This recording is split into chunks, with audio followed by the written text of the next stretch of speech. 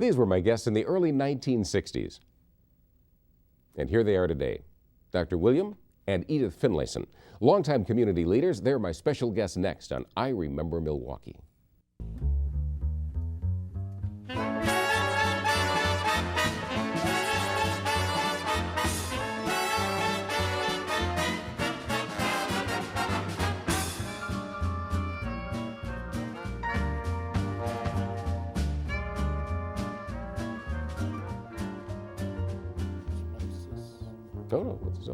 Hi, I'm Jim Peck. Welcome to I Remember Milwaukee. Joining me tonight is Dr. William Finlayson and his wife Edith Finlayson.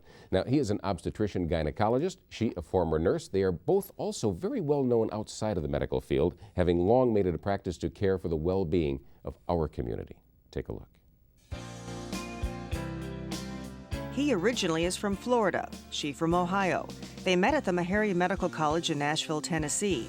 William Finlayson was a third-year medical student. Edith Norman was studying at the School of Nursing. They married in 1952 and pursued careers in medicine. He in obstetrics and gynecology, she in areas such as surgical nursing and nursing education. Their family grew to include 2 sons.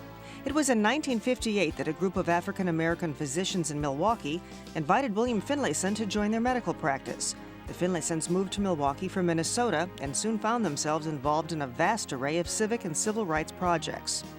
In 1964, Dr. Finlayson invited former Morehouse University classmate Dr. Martin Luther King Jr. to speak at Milwaukee's auditorium. Dr. King came. Mrs. Finlayson was in charge of security.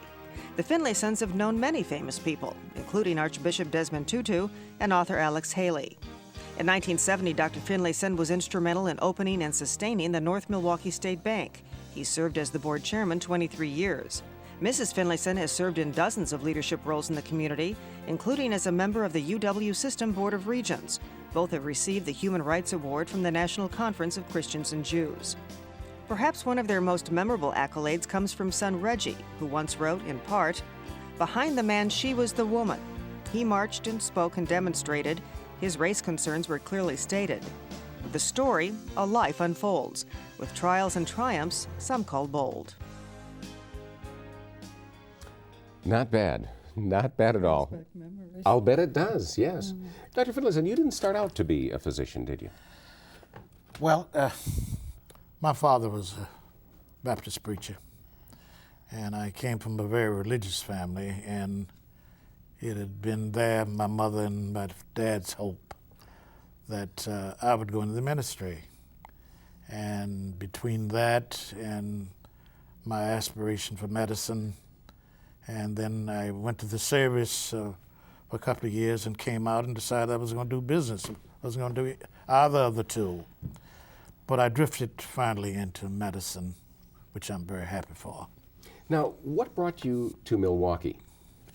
Well, I was doing some training at the University of Minnesota, and I'd learned about this group of physicians who were interested in getting together to form a group. And the closeness motivated me to come out and come here and check it out. And I got stuck. What can I say? Now, were you looking forward to coming to Milwaukee? Yes, he had also been invited to come to Chicago, and I chose Milwaukee. I chose Milwaukee over Chicago. Why? Because it had the reputation of being a family-oriented city, good for children, and we read some stuff on Bell Phillips, for example, and realized that politics were pretty exciting as well. Bill Phillips gets into virtually everybody's life, I think, in this city at one time or another. She's been a guest on this show twice, and I always have a great deal of fun with her. Did you find, when you came to Milwaukee, that as a black physician you were readily accepted? Well, there were some difficulties.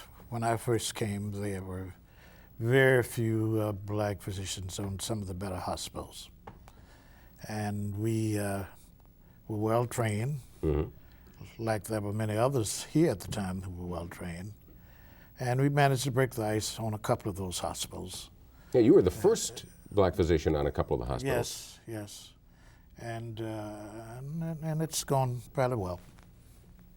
How was it for you when you came here? Did you feel accepted? Did you like the community right away? Did you feel part of it, or did it take some getting used to? When I first arrived in town, I thought the people were kind of cold. I was working at Veterans Administration Hospital, and I was working in the evenings, and it was difficult to meet people. And I used to go out there when I was off, because I found my cohorts in nursing a bit more friendlier than the people on the street. But that didn't take long to change. And then I found everybody very friendly and liked it. Now, you came in 1958, I think. 58, yes. Certainly as a nurse and a physician, you had no problem with housing? Oh, my husband's fraternity brother had the first housing for us, which was a duplex on North 2nd Street.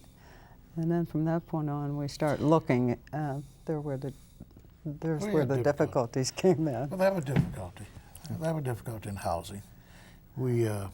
I never will forget, we were trying to rent a place on Capitol Drive, which is where my office is now located, and I had some difficulty. And when we attempted... Why? You certainly had money. Was it simply a race thing? Well, I wasn't that... When I first came, I wasn't very wealthy. I had very little money, as a matter of fact, getting started in the practice. But it was something that we didn't expect. We didn't anticipate that problem. And later on, when we attempted to buy, we had some difficulty. But that improved somewhat. That must have been upsetting. Somewhat. Yes, it was upsetting.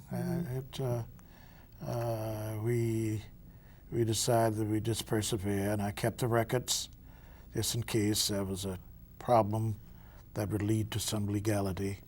The records, what's of the transactions where we were turned down and this type of thing. But you know, always in the background there was somebody offering to help. So you had a mixture of good people and others who were holding on to their old ideas. And we got to know the nice people, and then things did become much better. Now, you didn't end up living on Capitol Drive. You lived somewhere else. Where and how? What was that like? On 16th Street, between Keefe and Auer, and Keefe Avenue School was right up the street. And we became very active, the PTA, as my children started there. And then from there, we moved to River Hills, University School. There's a jump. We went to university school, though, before we moved to River Hills. And you were on the board of the university school, I think, weren't you? Corporate board, yes. Yeah, 16th Street was a very Wonderful. Nice neighborhood, and many of our neighbors have turned out to be our lifelong friends. Everybody's sort of disseminated across the 6-county area, but we've made friends over the years, and it's been a good experience. More than just friends. We got about 3 godchildren out of that block. Yeah. Is Milwaukee a better place for black people now than it was in 1958? I believe it's better for people who have the know-how, who are educated, and who have money. I think it's worse for people who are poor, who are uneducated, and who are unemployed. And I think that's probably the key. The unemployment is more of a problem now than it was then. The opportunities aren't there. Because of the heavy industrial base that we had at that time. The breweries which many of these didn't require require college education, and so now I think it's worse for the people in the $20,000 and $30,000 brackets. I think people with money can usually go where they choose. The 50s were very quiet. The 60s exploded in the city, and you got here just in time for a lot of that. Explosion. Yes, for the explosion, exactly. Were you active in those programs? Not necessarily on the street. We certainly were involved in the 100-day march for open housing and that sort of thing. But I found myself involved in daycare and other supportive services to help people have a place for their children. So You started a daycare program. Yes, so they could go back to school or upgrade their skills in some manner to get better jobs and higher incomes. We've always been involved, I think, and we help from the areas that we find ourselves in. And this has produced a lot of respect for our continuing involvement in issues, critical issues that matter to the welfare of a people. You were instrumental in Dr. Martin Luther King coming to Milwaukee. Yes. How did that come about? You knew him in college, didn't you? Well, Dr. King and I were classmates. We finished Morehouse. I won't tell you the year. We can look it up and find out, but I'll save you that. And, what was he like in college? Well, even though I didn't know him that well, we were casual friends. And Dr. King was a very studious person. He didn't participate in college politics as I did. Was he remarkable in any sense? Did you know him? I knew him, but I knew his father. His father was a Baptist preacher, as mine was. So we knew in that sense, as casual friends. And we later became fraternity brothers. But was he someone you would have picked out and said, watch this one? Or did that really come as you look back on it later? No, in retrospect, I suppose I would not have. But as you know, he turned out to be quite a leader. Now, how did he come to Milwaukee? Well, we invited him, and during the time that we invited him, there had been a misunderstanding about him coming prior to that, and we wanted to correct that misunderstanding. And he was very happy to come, and we involved the entire religious community and fraternity community. And it turned out to be a very noteworthy experience. I think we raised something like $12,000 for his cause. Which was a good amount of money. Which was a good amount of money. And, yes. And that was in 1964, so that was 30-odd years ago. And Ms. Finlayson, you handled security for him when he was here, didn't you? Yes, I had a little help. Then Private Detective Breyer. Who later became Chief Breyer. Chief Breyer, right. I had the pleasure of being with him for the 2 days that King was in town almost constantly, and I think both of us were very pleased that his plane was able to get off the ground and fly away without any untoward incidents. Was there any tension? Was there anything that you were concerned about? I was always concerned because he was such an important man, and everybody was trying to get to him. Even in the hotels, everybody wanted to see him for good reasons. I remember when he was here, yes. Yes, and so I was tense, honestly, until he was safely out of town. But I enjoyed meeting him. We had the pleasure of having him out to our house, things like that. And, you know, it becomes even more significant since his death. I'm very Was he approachable? Was he easy to talk to? Very much so. Very down to earth, very easy to talk to. We used to compare notes when we got together. He probably, had it not been for the Montgomery boycott, he was really an intellectual. Yes. And he probably would have gone on and taught at some university had this thing not propelled him into the spotlight as it did. But he was a fine person. Now, how did you become a banker, Doctor?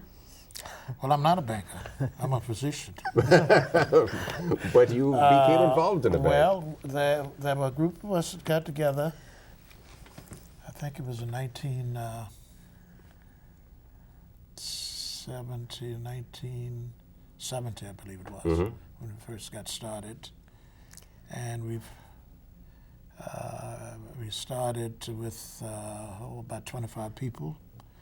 A Reverend Hoyt, who was at the time the pastor of the Calvary Baptist Church, had an idea, and he knew the people at American City Bank who sponsored us.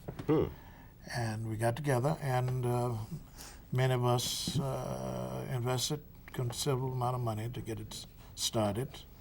And over the years, we've had some difficulty, as you may well know. Now, the bank was is the North Milwaukee State Bank, which opened in January 1971. Did you get support you mentioned one bank. Did you get much support from the banking community? We did get support from the banking community, and we got support on two different occasions where we had to recapitalize. And we got support from the regulators. As you may well know, banks have had great difficulty during the past 10 or 15 years. And we were able to survive due to the great support we've gotten from the community. Why was it necessary to start that bank? Well, when we came to town, there was great difficulty to get loans. I recall when we were trying to get a small loan to do some work on our home, we had difficulty borrowing money from the major banks. And so many of the smaller people couldn't get loans either. So for that purpose, we thought you needed a bank in the community, and by having such a bank, it stimulated the other banks to be a little more caring about people. And in addition to that, we had great difficulty with finding people who knew banking. And as you said, you're a physician, not a banker, right. and yet there you were. And the major banks began to train bankers. And over the years, we've improved our staff from many of these banks where they were trained. So it's been a good experience, and the bank is doing very well at present. It's North Milwaukee State Bank. Yes, just in case you were wondering. Yeah, I think the couple of banks that Bill refers to that helped us was Marine National Bank, and Jack Geifus was president at the time, and then American City. And Jack was very, very helpful in that he helped to find investors. And when there was a kiting perpetrated on the bank, we were trying to we were mandated to raise some monies to stay open, and Jack really helped us. Kiting is a way of getting money out of the bank without putting it back in, we'll just quickly say. Right. Now, how did you feel about your husband getting into the banking business? I think it's all right. Yes? Even then you thought it was okay. Yeah, a okay. great business. Well, yeah, I was helping. It's truly a community bank because we sold stock at a very minimal cost, and $20 a share, I think it was, wasn't it? And Bill has always felt that economic development, jobs and whatnot were important to the health and wealth of a community.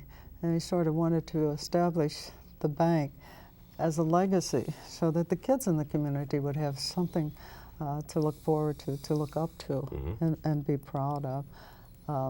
I'm real pleased he was there because there were a lot of hard times, and he was tough enough to handle all the situations related to keeping the bank alive. Were there times when you thought it wasn't going to stay alive? Well, at one time we thought we really would have closed, and if it had not been for the good and patience of the regulators, we could very well have closed, like many other minority banks. As a matter of not only minority banks, but majority banks during one period during the 80s, as you well know.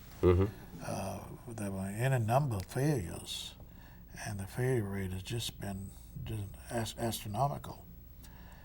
But the name of the game is management, and over the period of years, we increased and improved our management team. So today, we can be proud that we have excellent full-service bank. You've done so many things as I look back. How did you two meet, by the way? At Meharry. I'd like to say we met on a tennis court. He likes to say I taught him how to become a good doctor. Well, okay, I'd rather hear this story then. We can talk tennis later. How did she teach you to be a good doctor? Well, as a matter of fact, when I was a senior medical student, Edith was a nurse on the surgical unit. And at that time, students were required to take blood from patients. We'd make rounds on patients, and then we decide what lab tests we need to get.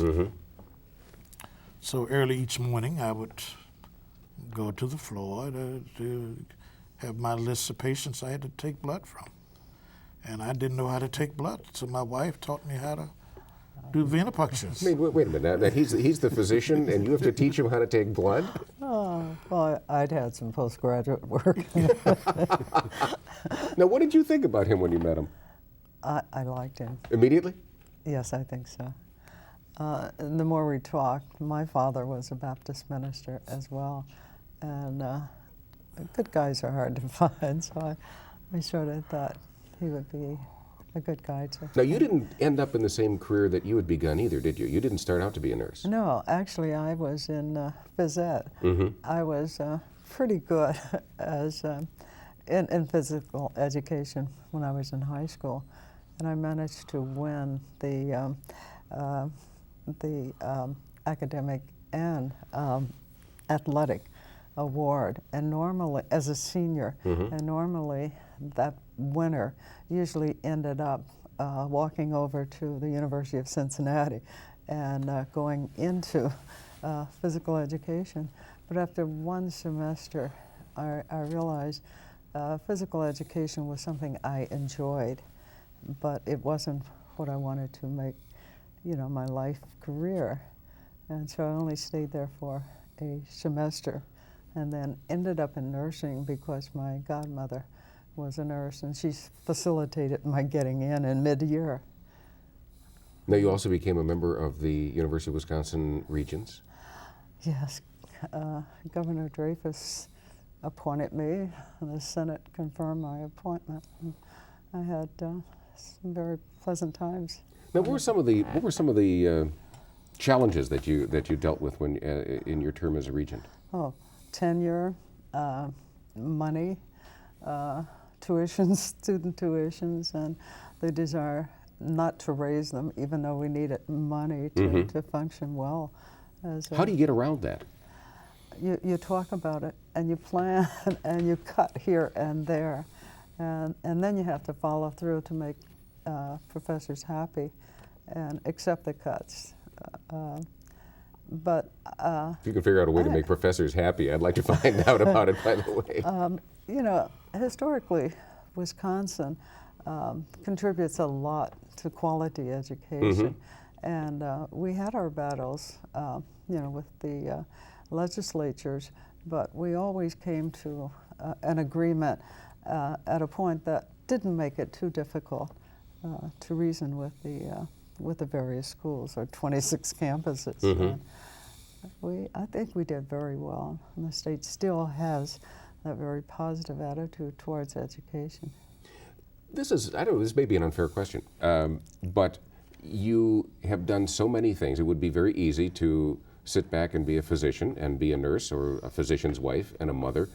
What has impelled you to become as active as you have? Black professionals, I think, is a different breed, or they should be. There's so much impoverishment in our group among Afro-Americans. I think we have a responsibility as professionals to do something for the community. And this is what I've taught my kids, and this is why I've become very much involved. Edith, for an example, is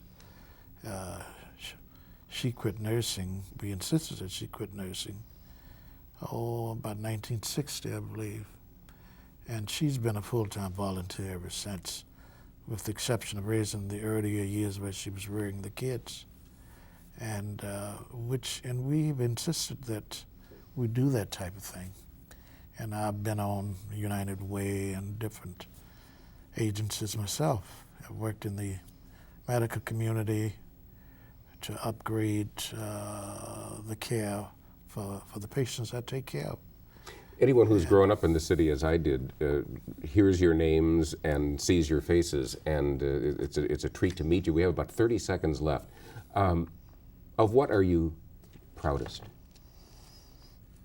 My community involvement, that I had a good sense to accept the challenges and get involved to see if I could make a difference.